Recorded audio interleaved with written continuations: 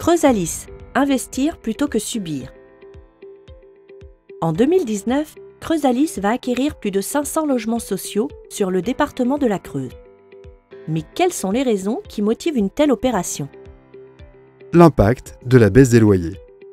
Remontant un peu le temps, en octobre 2017, le gouvernement applique une baisse de 5 € des APL par mois et par ménage, sans mesure de compensation. Le 1er février 2018, une nouvelle baisse des APL entre en vigueur. Elle est, cette fois-ci, compensée par les bailleurs sociaux qui doivent mettre en place une réduction de loyer de solidarité, la RLS. Les réductions des APL sont fixées à 800 millions d'euros pour les années 2018 et 2019, puis à 1,5 milliard d'euros par an à compter de 2020. Cette baisse de loyer engendre pour Creusalice une baisse de recettes de 740 000 € pour 2018, 810 000 € pour 2019 et 1 620 000 € par an à compter de 2020. Ainsi, à partir de 2020, Creusalice devra fonctionner avec 10% de ressources financières en moins. Les premières mesures.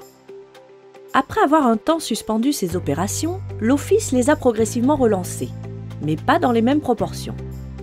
Dans un premier temps, afin de s'adapter aux nouvelles contraintes financières, Creusalice a ralenti ses programmes de construction. Sa capacité de construction, qui était de 15 logements en moyenne par an, a été ramenée à 5-6 logements.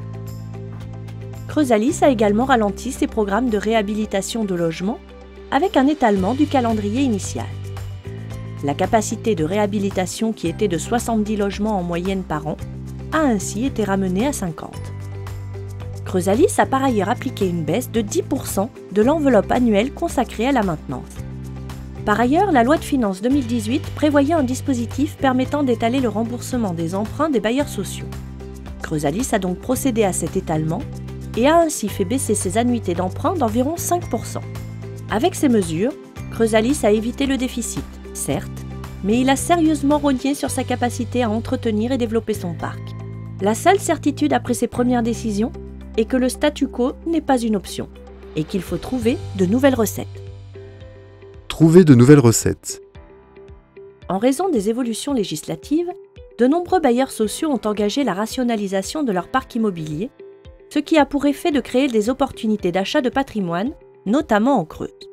Creusalice a donc exploré cette piste, avec pour idée qu'augmenter la taille de son parc lui permettrait de générer de nouveaux loyers, tout en restant dans son cœur de métier.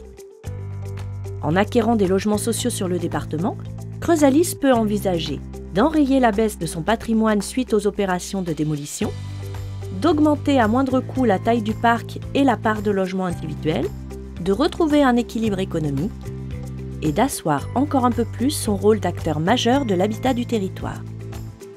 Enfin, Creusalice a le potentiel pour gérer plus de logements.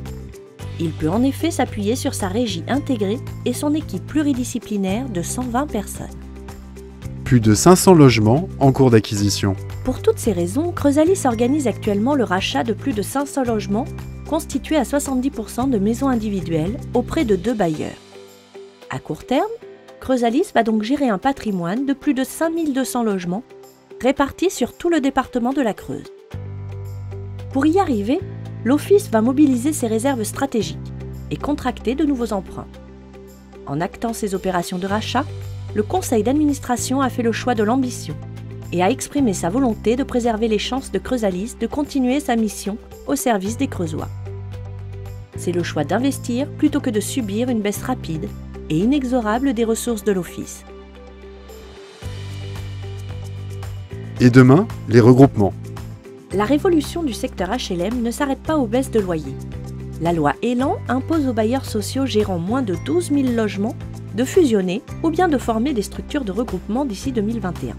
Creusalice aborde cette réforme avec la ferme volonté d'éviter la fusion et de s'orienter vers la co-construction d'une structure de regroupement avec des bailleurs qui partagent les mêmes valeurs, les mêmes problématiques et un poids économique comparable à l'Office creusois.